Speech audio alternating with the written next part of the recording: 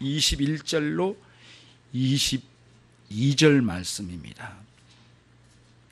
마태복음 5장 21절로 22절 말씀 찾으셨죠? 우리 같이 합독하시겠습니다.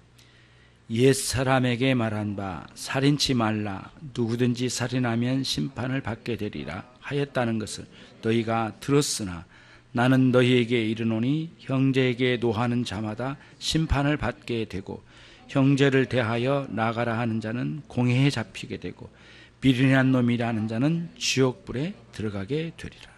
아멘. 지난 여름 수련회 때 2015년 여름 수련회 때 미움과 용서라는 주제의 내용으로 이 본문을 함께 공부를 했습니다. 기억나실 거예요. 그렇죠? 그러면은 오늘 말씀은 지난번에 여름 수련회 때 들었던 그 말씀과는 약간 방향이 조금 다를 거예요.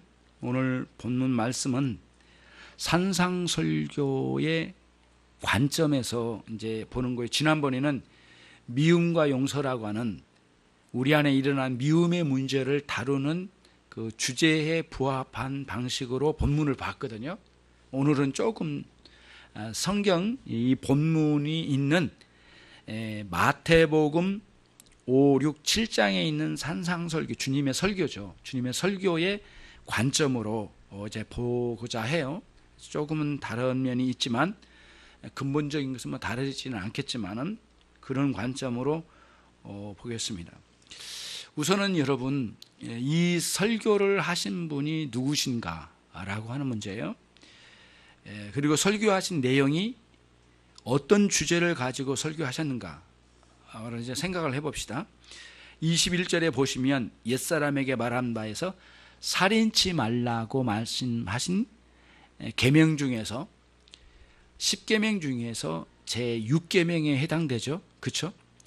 제6계명에 해당되는 살인하지 말지니라고 말씀하신 하나님께서 시내산에서 모세를 통하여 계명을 주셨어요.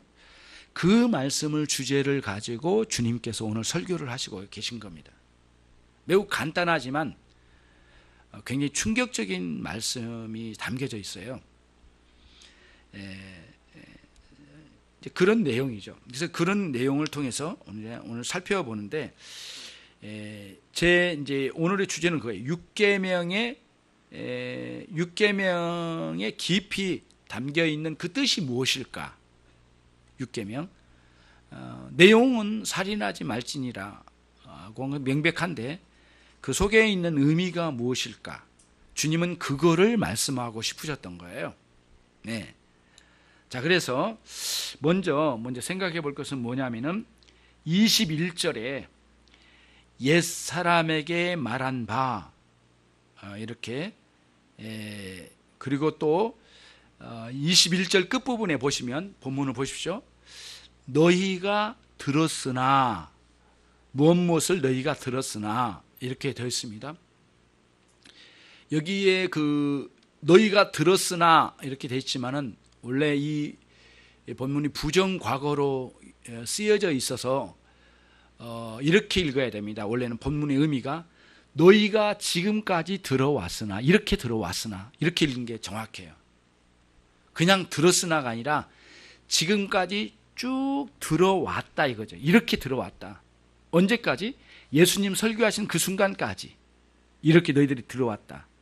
그러니까 들어왔다라고 하는 것은 그 계명의 말씀을 낭독하여 읽을 때 들은 경우도 있겠지만 좀 폭넓게 하면은 제6계명 살인하지 말지니라라고 하는 이 말씀을 해석을 해서 사람들에게 들었을 거예요. 누구를 통해서요? 유대인들의 선생들을 통해서. 그렇죠?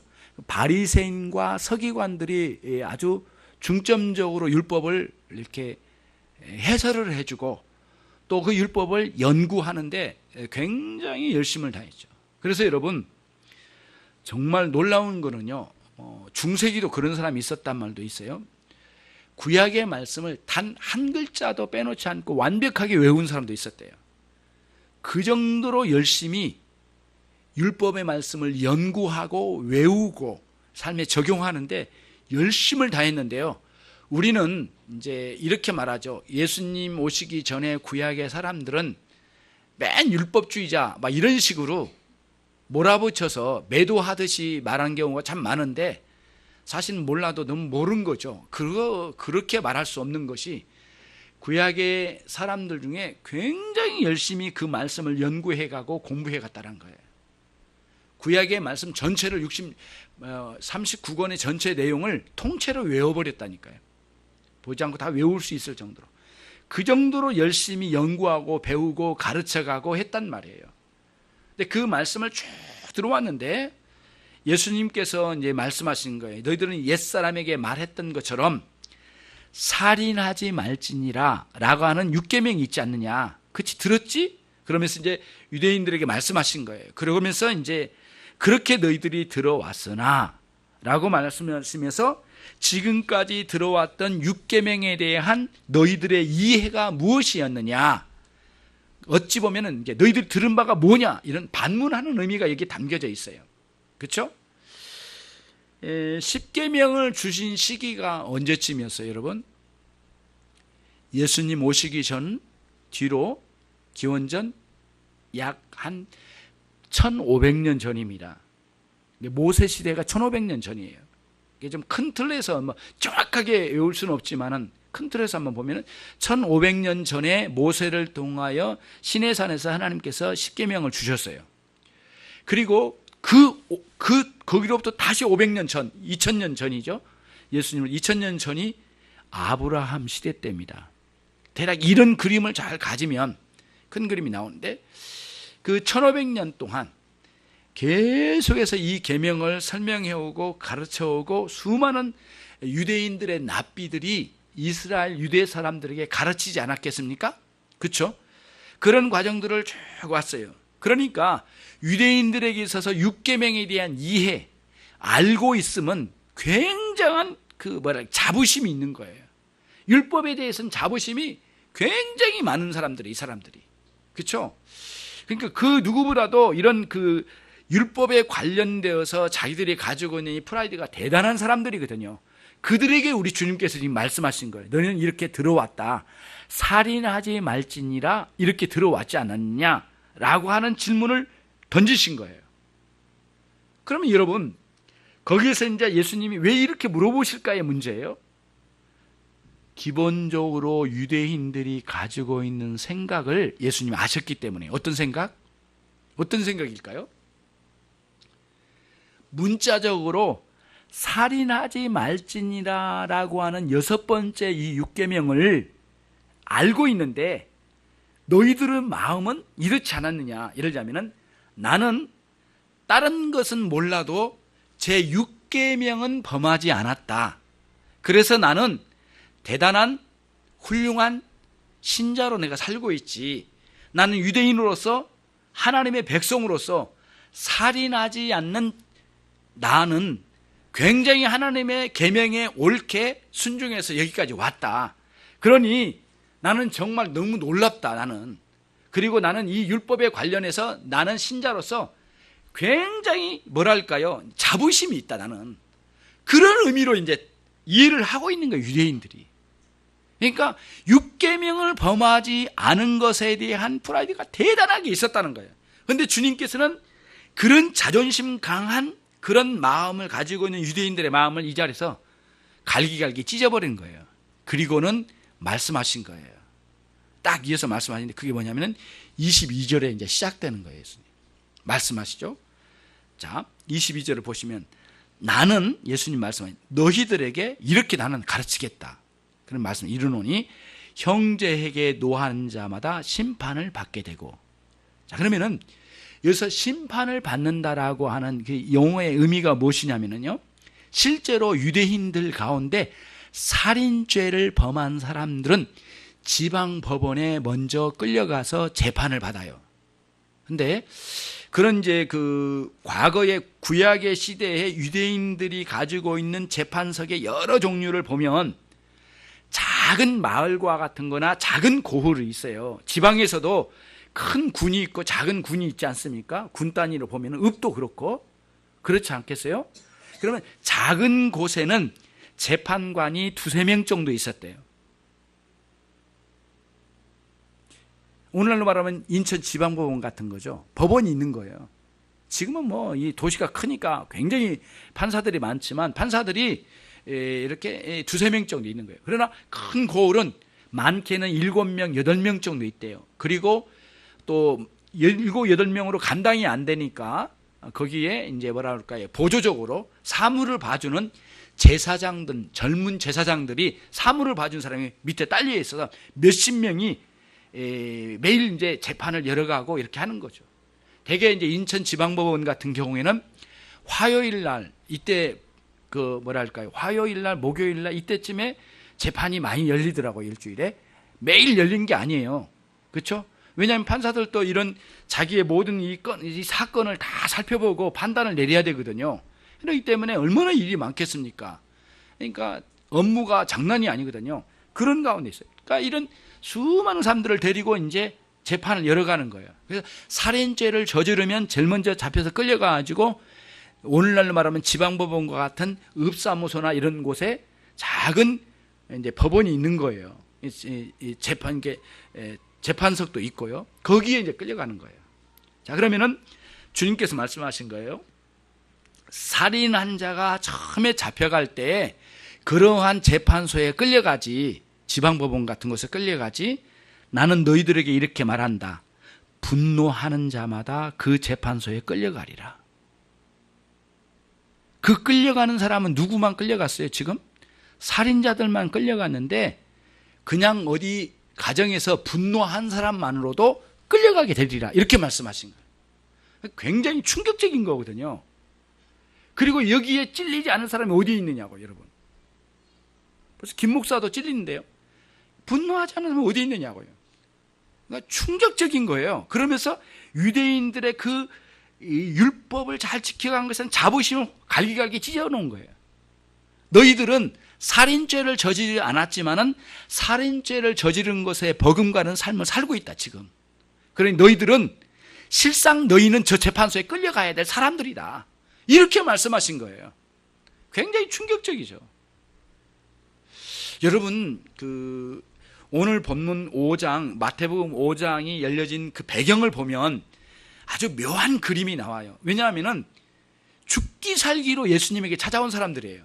데가볼리, 갈릴리, 유대, 예루살렘, 사마리아, 동편에 있는 많은 나라들에게서 이렇게 왔어요.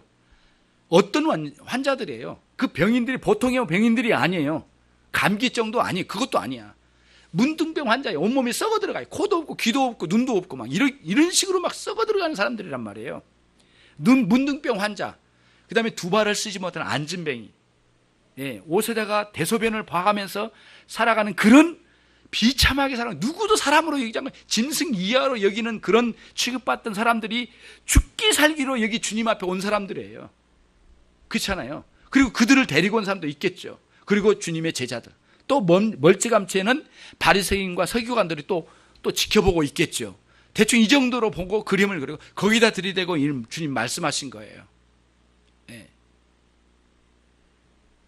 그러니까 이렇게 비참한 육체를 끌고 여기까지 온 것만으로도 칭찬을 받을 줄 알았는데 너희들은 살인마의 버금가는 죄악 가운데 있노라.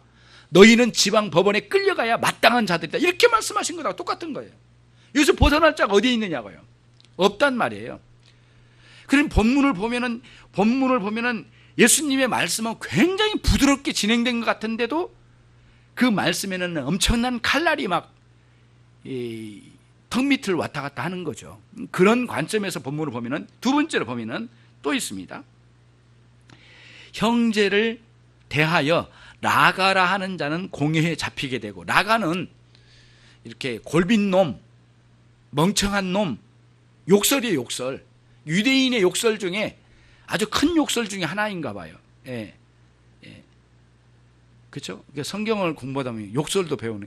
이 욕설, 이 멍청한 놈, 그 다음에 골빈 놈, 바보 멍충이, 이런 욕이겠죠. 이런 욕을 할 때 화가 나가지고 상대에게 욕을 한 거예요. 미워서. 이게 하게 되는 거예요. 그렇게 욕하면 공회에 잡히게 된대요. 공회라고 하는 것은 정확히 말하면 사내들인이에요. 사내들이라는 것은 유대 나라 전체 중에 70명 정도가 모여서 모든 유대 나라의 권력을 휘젓고 다니는 사람들이에요. 70명이에요. 이거 아주 특수계층이에요. 예. 바리새인들 중심으로 그때 당시는 그렇게 있었거든요. 근데 그 이제 관원들이라고 하잖아요. 이 70명의 사내들이네. 여기서는 재판도 해요. 그리고는 정치도 해요. 종교적인 모든 것을 다 주관한 사람들이에요. 이 사내들이니. 나라의 결정권을 가지고 움직이는 사람들이란 말이죠. 굉장한 사람들이에요. 대제사장이 여기에 함께 하고 말이죠. 굉장하거든요. 이 공회에 잡혀가면은 물러설 수가 없어요.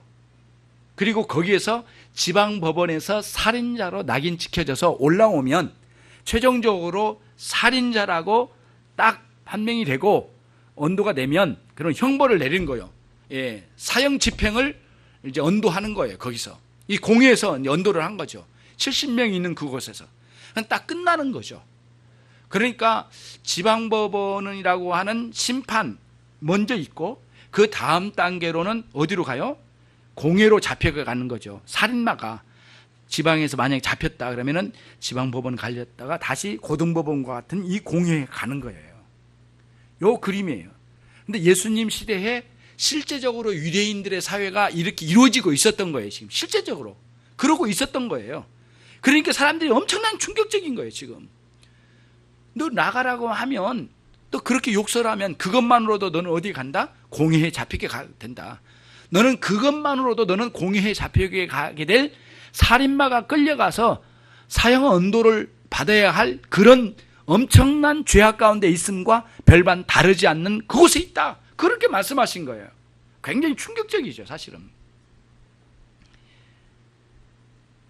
그러니까 한 사람의 살인마가 심판을 받고 지방에서 중앙에 가가지고 공회에서 또 재판을 받아가지고 최종 사형 언도를 받게 되는 과정을 하나하나 이렇게 말씀하신 거예요. 그러면 사형 언도를 받으면 사형 집행을 할 거 아니겠습니까? 그 다음입니다. 자, 보십시오. 거기 22절. 미련한 놈이라고 하는 자는 지옥불에 들어가게 되리라. 이렇게 돼 있어요. 그러니까 참 미련한 놈 이렇게 욕하면 그 다음 단계는 지옥불에 던져진대요. 그러면 지방법원, 공회, 마지막 지옥불이에요. 근데 이 지옥불은 좀 뭐랄까 의미를 좀 부과해서 집어넣은 것 같아요. 이게 해설을 할 때 사실은 게헨나입니다. 게헨나. 게헨나는 여러분들이 이제 성경을 읽을 때 꼭 기억해 놓으셔요. 게헨나는 흰놈 골짜기라고 하는 곳에 있는데 오늘날로 말하면 쓰레기 하치장 같은 곳이에요. 그런데 아주 그 더럽고 사람들이 접근하기 힘든 곳이에요. 그리고 심지어는 사형 언도를 받은 사람을 묻어주기도 하겠지만 대부분은 묻어주지 않고 그 게헨나라고 하는 곳에 질질 시체를 끌고 가지고 불로 태워버린 거예요. 불살라서 완전히 없애버린, 가루로 만들어버린 거죠. 이런 식으로 가는 거예요. 그러니까 한 사람 살인마가 지방법원, 그 다음 어디예요? 공회라고 하는 고등법원, 사내들인, 그 다음 사형 언도를 받으면 어디로 시체로 끌려가요? 게헨나로 끌려간다는 거예요. 세 단계를 한 사람은 살인마가 어떻게 멸망해 가는지를 그림 언어로 주님께서 딱 말씀하신 거예요. 근데 그 사이에다가 노하는 자, 나가라고 하는 자, 그 다음 뭐라고 해요? 미련한 놈, 이 말씀을 집어넣은 거예요. 분노할 때 너무 쉽게 나오는 욕설이죠. 예, 미움을 품고 있다가 발산하는 그런 것이죠. 그러니까 미움이 내재되어 있는 사람이 그거를 상대를 향하여 이렇게 분출하면서 하는 보통의 언어죠. 보통의 욕설이죠. 근데 그것만으로도 살인마가 심판을 받고 그리고 공회에 끌려가고 게헨나의 비참하게 시신으로 태워져 사라져버리는 그런 단계를 거쳐가서 하나님의 무서운 형벌을 받아서 흘러가는 것처럼 너희들의 마음에 있는 미움을 내면의 세계를 다스리지 아니하면 모두 이런 비참한 결과를 맞이하게 될 것이다 라고 주님 말씀하신 거예요. 그럼 여러분, 여기에 대한 반응이 이제 오는 거예요. 어떤 반응을 했을까요? 참, 이 몸을 고쳐주신 것은 감사하지만 해도 너무하네. 화를 내지 않을 사람이 어디 있고 그렇게 분노하지 않을 사람이 어디 있습니까? 예수님은 왜 그렇게 과격하게 말씀하신지 모르겠네. 이렇게 화 좀 낸 거 하나 가지고 살인마와 동일하게 취급한다면 우리가 어떻게 살아란 말입니까? 이런 반감이 일어날 수도 있겠죠. 그렇죠? 그러나 주님은 그렇게 반감이 일어나서 주님을 향하여 대항하듯이 덤벼드는 사람들은 그렇게 예수님 앞에서 많지 않았을 거라고 생각해요. 없지는 않았을 거예요. 바리새인과 서기관들은 분노를 했을 거예요. 그러나 주님은 아주 부드러운 음성으로 말씀하시긴 하지만은 제 6계명의 본래에 담겨져 있는 의미를 들춰내서 깊은 의미를 사람들에게 제시하여 보여주신 거예요. 예수님은 그 율법을 내신 분이기 때문에, 제정하신 분이기 때문에. 그러면 여러분 이제 잘 생각해 봐요. 여러분과 저는 살인하지 않았다라고 하는 종교적 안정감에 놀아날 가능성이 많아요. 놀아났다고 했어요. 예. 이거는 굉장히 제가 좀 세게 말씀드린 거예요. 종교적인 안정감에 놀아날 가능성이 참 많은 사람이 여러분과 저예요.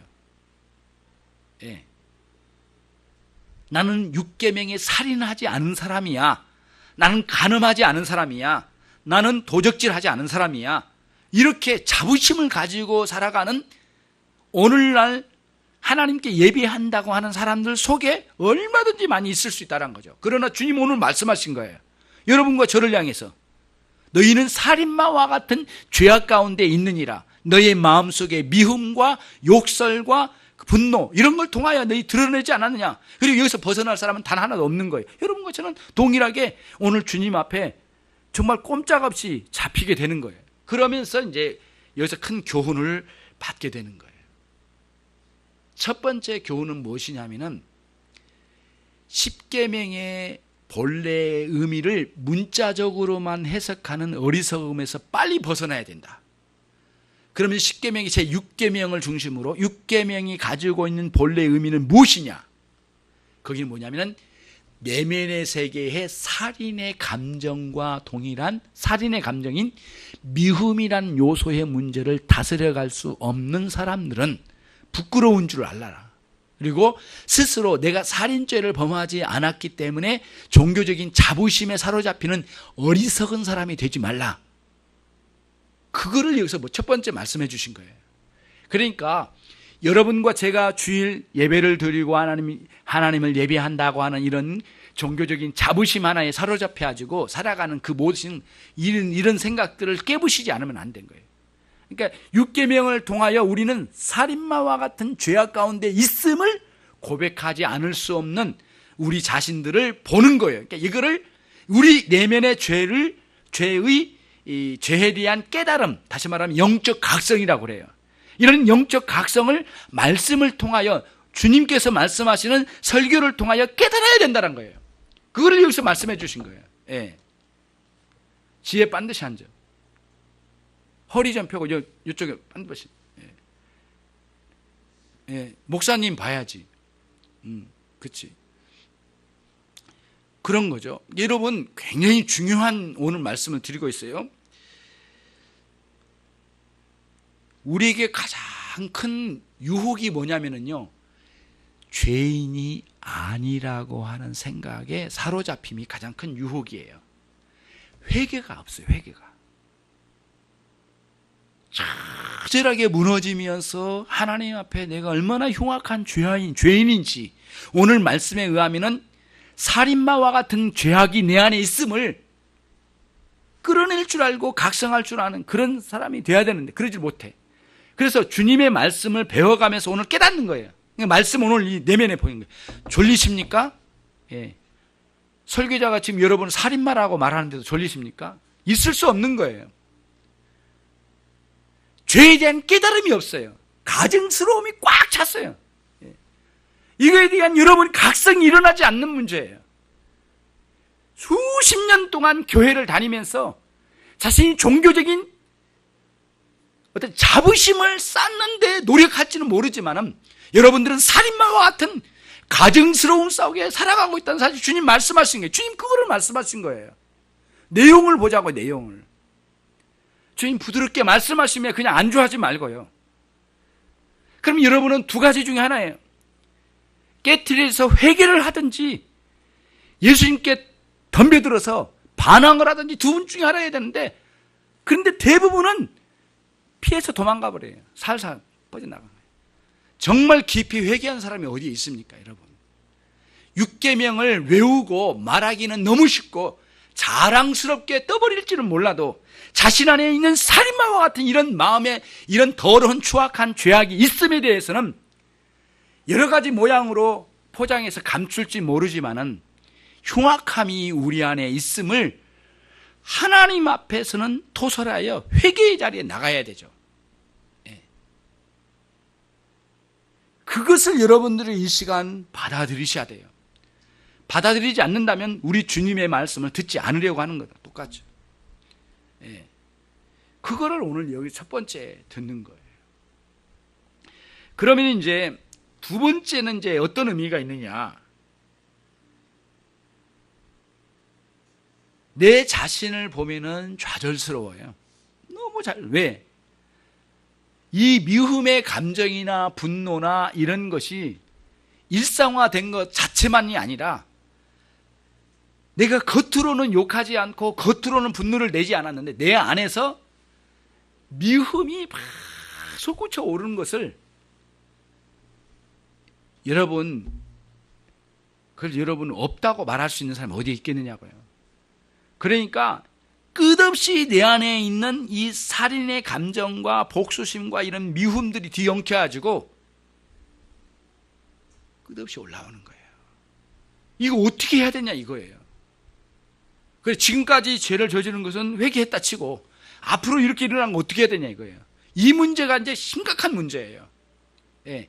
심각한 살인마와 같은 죄인이라는 사실을 인지하는 그 대각성이, 영적 각성이 일어난 것도 있어야 되지만 두 번째는 뭐냐면은 절망이에요. 절망. 여러분과 저는 정말 가망성이 없는 존재란 거예요. 주님 그거를 지금 여기서 이야기하고 있는 거예요. 잘 귀담아 들어야 되거든요. 예수님은 그거를 말씀하고 싶은 거예요. 너희는 오늘 데가볼리와 갈릴리와 유대와 예루살렘과 동쪽 동편에서 많이 찾아와가지고 내 손을 통하여 몸의 치유함을 받았다. 그러나 너희들 안에 내면에는 흉악한 살인마와 같은 그러한 죄성이 너희 안에 내재되어 있다. 너희는 이런 형벌을 받아야 마땅한 존재들이다. 모두 죽어야 게헨나에 다 태워져 버려져야 될 존재다. 이 정도로까지 말씀하심에 굉장한 충격이고 아픔이죠. 말씀하십니다. 비록 병고침을 받았지만 너의 내면에 있는 이러한 흉악한 죄성이 고쳐지지 않는다면 어찌하겠는가라고 지금 말씀하신 거예요. 병고침으로 멈추지 말라는 거예요. 너희들 안에는 심각한 문제는 너희의 죄성이 큰 은혜로 변화를 받아야 되지 않겠는가라는 거예요. 그러면서 동시에 아무리 변화를 받아도 우리 안에 있는 이런 것들이 끊임없이 일어나고 있는 것을 보면서 절망에 빠지는 거예요. 절망, 이거를 뭐냐면은 신학적으로는 절대 절망이라고 그래요. 도저히 내 힘과 이 세상에 있는 무엇으로도 해결할 수 없구나. 내 노력은 해결할 수 없는 이 문제에 봉착을 한 거예요. 그리고는 큰 절망, 절대 절망에 빠져버린 상태에 간 거예요.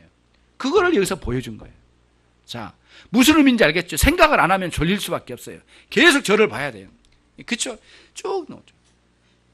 여러분, 신앙에 있어서 절망이 없는 가운데 한 번도 절망해보지 않는, 이런 영적으로 한 번도 절망해보지 않는 사람이 기독교인은 아니에요. 이런 심각한 절망을 한 번도 안 해봤다면 그런 기독교인이라고 말할 수 있겠는가? 그래요? 반드시 절대 절망에 빠진 사람만이 절대 의존의 신앙, 예수 그리스도만이 강하게 붙드는 신앙으로 나오게 되는 거예요. 그럼 여기서 이제 의미가 그거예요. 너희들은 병 고침 받으러 여기까지 왔느냐? 그래, 내가 고쳐주었다.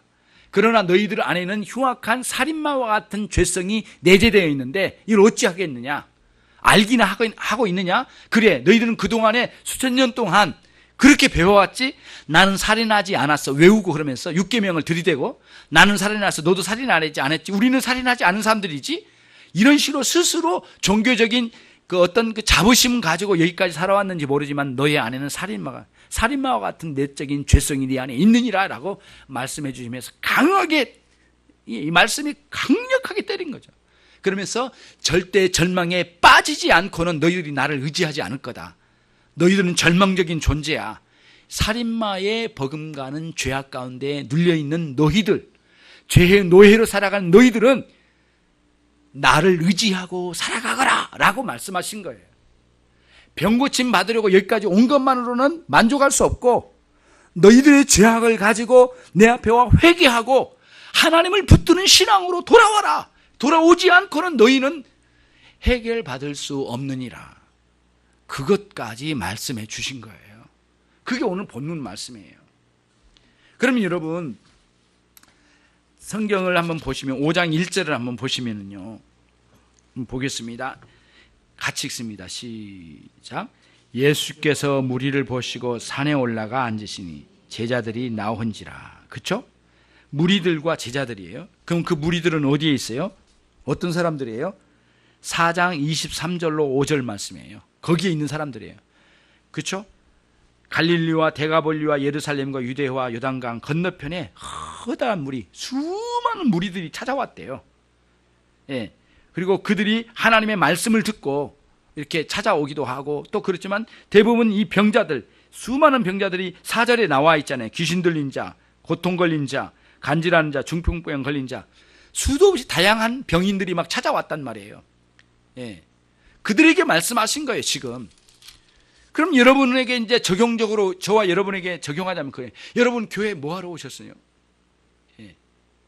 왜 예수님을 믿고 계시냐고요? 예. 뭔가 우리 신세 좀 풀려보게 해서요? 뭐를 얻고자 한 겁니까?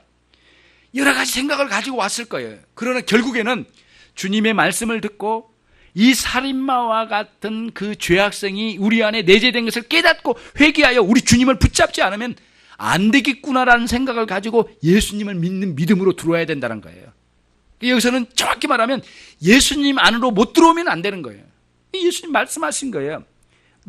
마태복음 같은 책이잖아요. 마태복음 11장 28절에 수고하고 무거운 짐자는 다 내게로 오라.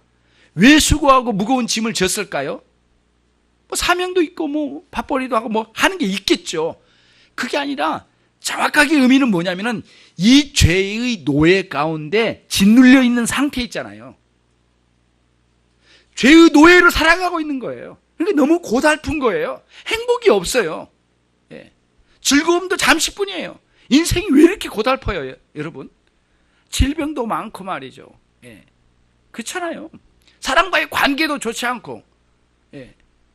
뭐 아는 것도 많지 않고, 돈도 없고, 왜 이렇게 없는 게 많아? 힘들어. 굉장히 결핍이 많아. 이 인생이 전체가 고통이에요. 이 모든 게 죄로 말미암아 온 거잖아요. 그런 그 죄의 노예 상태로 놓여져 있는 거예요. 그런 관점으로 주님께서 말씀하신 거예요. 말씀하신 거예요. 그러면서 오늘 말씀처럼 살인마와 같은 죄성이 내재되어서 굴복당해서 노예처럼 끌려다니는 너희들은 내게로 오라. 내가 너희를 쉬게 하마. 이렇게 말씀해 주신 거하고 똑같아요. 개념상으로 보면은. 예수님은 그렇게 지금 콜링하고 계신 거예요. 무슨 의미인지 아시겠죠? 여기까지 이해가 되셨을 거예요.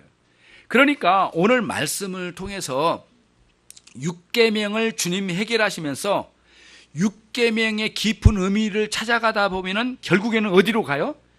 예수님 앞으로 도달하게 된다는 거예요. 그래서 율법의 여러 가지 기능 중에 한 가지가 뭐냐면은 죄인이 율법을 통하여 스스로는 완전히 지킬 수 없음을 깨닫고 절대 절망에 빠져 절대 의존으로 나가지 않으면 견딜 수 없는 마음으로 우리를 구원하러 오신, 그리고 율법의 권세 아래로 내려오신 우리 주 예수 그리스도를 믿고 의지하는 삶으로 나가지 않으면 안 된다는 거예요. 이 원리 안에 있어요. 그럼 예수 안에 들어오는 거예요. 그래서 모든 신앙의 원리를 사도 바울은 in Christ, 예수 그리스도 안에서라고 하는 관점으로 모든 걸 풀어가요. 예. 가정을 이룬 것도 그리스도 안에서예요. 우리의 삶 전반도 그리스도 안에서예요. 우리의 사상, 우리의 꿈, 이루고자 하는 모든 노력도 그리스도 안에서 이루어져 가는 거예요. 그리스도 안에서예요. 그리스도 밖으로 나가면은 멸망이란 뜻이에요. 예수님은 이걸 아신 거예요. 그래서 이걸 말씀하신 거예요. 그리스도 안으로 들어와라고 말씀하신 거예요. 그럼 어떻게 그리스도 안에 들어갈까요? 우리의 형편과 상황은 다양하거든요. 어떤 사람은 문둥병에 걸려있고, 여기 본문처럼. 어떤 사람은 안전병이고요. 어떤 사람은 눈을 못 뜨고, 어떤 사람은 양팔을 못 쓰고, 이런 다양한 그 병인들이 있을 거 아니에요. 각자 오는 이유는 다르지만은, 그러나 한 곳에 모였고, 한 분을 만나기 위해서 오신 거예요. 왔던 거예요. 예수님이세요. 예수 그리스도예요. 근데 문제는 여기 있어요. 여러분들이 기독교 신앙 안에 들어오긴 했지만은, 이 사람들처럼 대충 병 나은 것으로 끝나면 안 돼요. 병 낫고 난 뒤에 예수님의 설교를 듣고 이 복음 진리 안으로 들어가서 예수 그리스도와의 관계 안으로 들어가야 돼요. 그래서 그게 그거예요. 예수 그리스도 안으로 들어와라고 권령하시는데, 그게 뭐냐면은 옛 죄의 모든 것을 버리고 회개하며 그리스도와 함께 사는 삶, 그리스도와 연합한 삶으로 들어가지 않으면 인 크라이스트, 예수 그리스도 안으로 들어옴이 아니란 말이에요. 예수님 안으로 들어온 거예요. 예수님께서 말씀하셨잖아요. 예. 수고하고 무거운 짐자는 다 내게로 와, 내가 너희를 쉬게 하리라 말씀하시고서 뭐라고 말씀하셨냐면은, 내 마음은 배우기 쉽다. 내 마음은 익혀가기 쉬운데 왜 그러냐면 내 마음은 온유와 겸손이기 때문이다. 이렇게 말씀하시고, 이후에 나와 함께 나의 멍에를 매자, 이렇게 말씀하셨어요. 그게 인크라시다. 예수님 안에 들어오는 거예요. 여러분의 삶 전체를 그리스도의 멍에에다가 걸어야 되는 거예요. 안 걸어요. 걸지 않아. 그러면 안 된단 말이에요. 이게 기독교 신앙이 아니야. 아무리 교회를 수백 년을 다닌다 하더라도 예수님의 멍에 안으로 들어와야 돼. 예수님의 멍에 안에 들어온 것이 뭔가는 여러분과 지난번에 명확하게 말씀을 한번 드렸어요. 그때 마태복음 11장 28절, 9절, 30절 말씀을 우리 공부할 때, 말씀 들을 때 거기서 들었어요. 예수님의 멍에를 매는 삶으로 돌아와야 돼. 그 멍에가 뭐냐라고 할 때 명확하게 오늘 말씀을 전해드리면 여러분 이해하고 진짜 그렇게 살아셔야 돼. 첫 번째는 뭐냐면은 예수 그리스도와 인격적 관계를 이루셔야 돼요. 주님 사랑하고 주님의 사랑을 먹고 살아야 돼. 주님 사랑 아닌 것을 가지고 살아가려고 한다면 그 사람은 그리스도인이 아니란 말이에요. 주님의 멍에를 매셔요. 첫 번째 멍에를 매는 것은 뭐냐? 첫 번째 그 멍에 매매 원래 그 의미는 뭐냐면은 예수님과의 인격적인 연합, 관계를 형성하여 살아가는 거예요. 내 인생 전체를 예수님께 걸어야 돼요. 예. 이 건다라는 의미도 굉장히 오해를 할까 이제 걱정이 되긴 하지만은 진짜 우리 주님께 모든 걸 의탁해요. 그리고 우리에게 주신 모든 여건 속에서 최선을 다해서 나에게 맡겨준 사명을 잘 감당해. 공부해야 될 사람은 공부하면서 직장에서 맡겨준 일을 직장 일 열심히 하고 말이죠. 주님의 영광을 위해서요.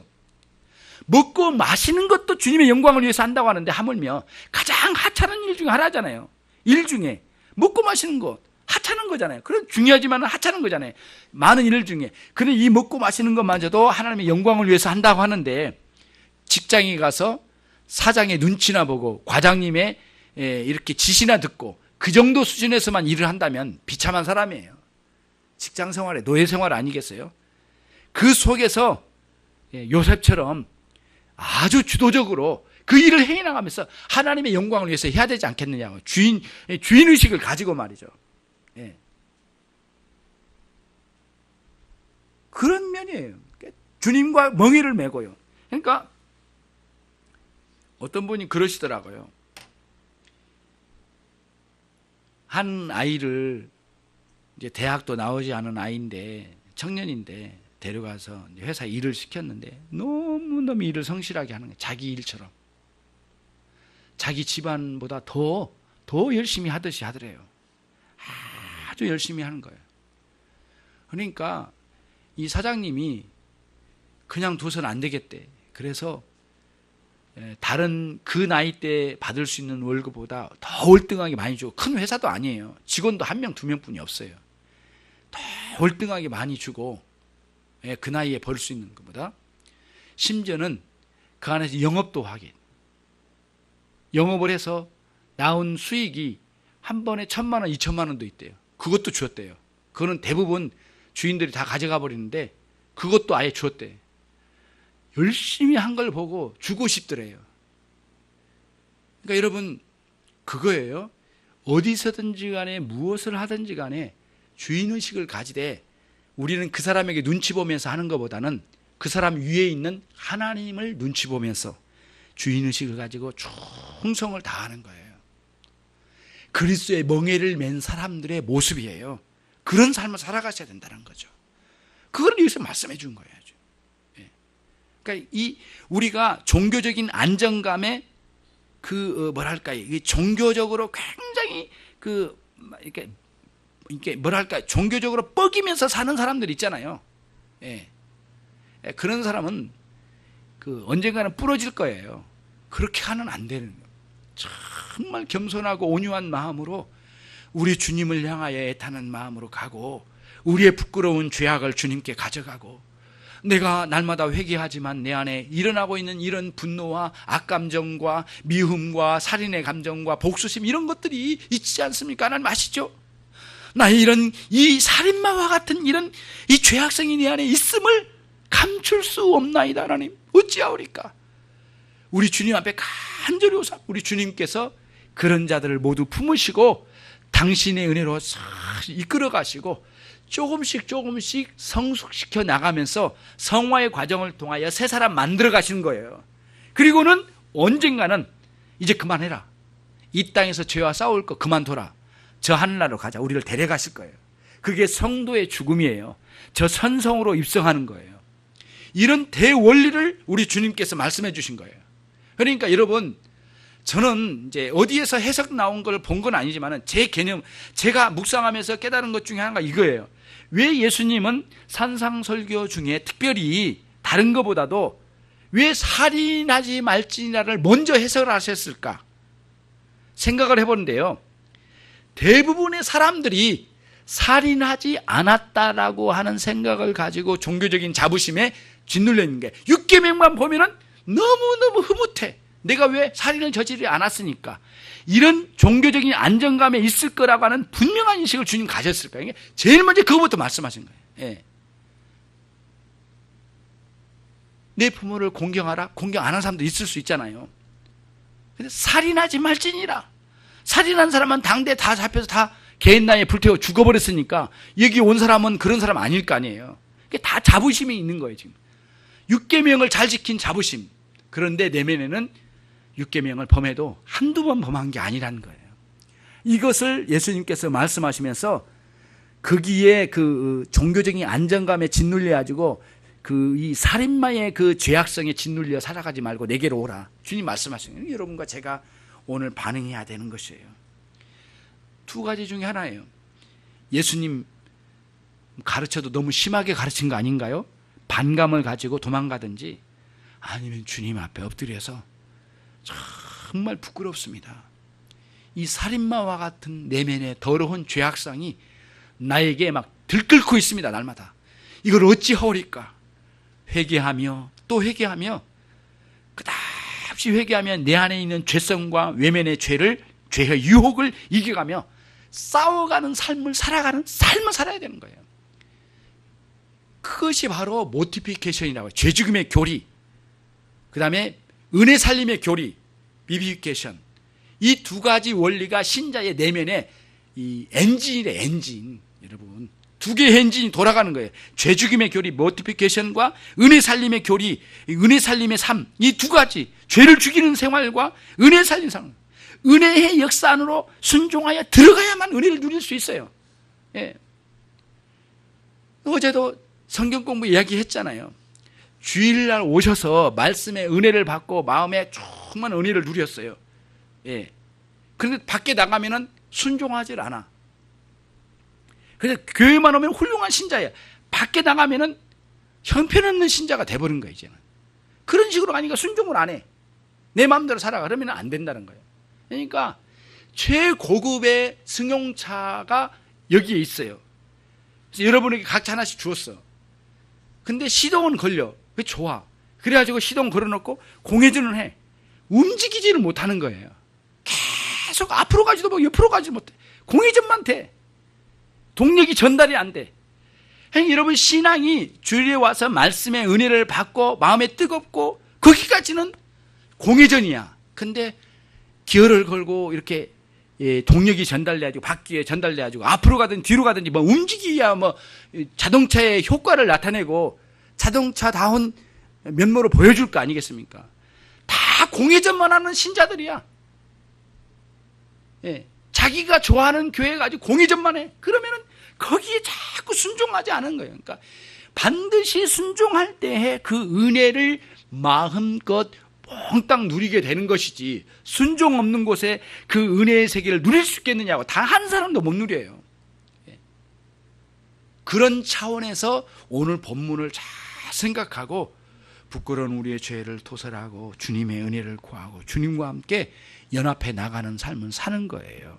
인격적 관계, 두 번째는 뭐냐면은 예수님의 말씀을 꾸준히 들으면서 순종하는 것. 이게 그리스도의 멍에를 매는 삶이라고 했어요. 지난번에 인격적 관계, 말씀을 듣고 순종하는 것, 이것이 멍에를 매는 거라고 명백하게 말씀을 드렸거든요. 그런 삶으로 가셔서 오늘 6계명을 해설하여 주시는, 너무 과격한 것 같지만 주신 말씀이 여러분과 저에게는 한 톨도 빠뜨릴 수 없는 적용적 말씀이에요. 그러니 여러분, 주님과 함께 주님 앞에서 새롭게 되어지는 그런 여러분들이 되셔서 정말 훌륭한 주님의 사람들이 모두 되시기를 주님의 이름으로 축원합니다. 기도하겠습니다.